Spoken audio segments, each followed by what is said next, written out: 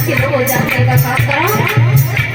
अरे कुछ लोग आते हैं जाके सिखा कर चले जाते हैं, उससे काम नहीं चलेगा। माता एक बात बताएं, जागना तो आपने कई तरीके की जागियां कथा में क्या करते हैं लोग, बुद्ध के जन्म की झांकी दिखाई, जन्म उसी तरह से तुम्हारे घर में भी तो किसी बच्चे का जन्म होता है, वो भी एक झांकी है। माता झांकी तो है वो भी, उसके बाद में वो बच्चा थोड़ा बड़ा हुआ, पढ़ने करके उसके विवाह किया।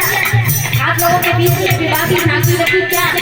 आप लोग लड़कियों का विवाह नहीं करते हो, लड़कों का विवाह नहीं करते, क्या झांकी तो है? ये संसार की परंपराएं चली आ रही है माताओं, इसीलिए थोड़ा समझने का काम करो।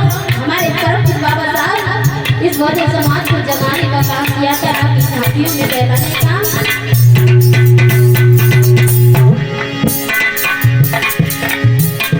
कि जो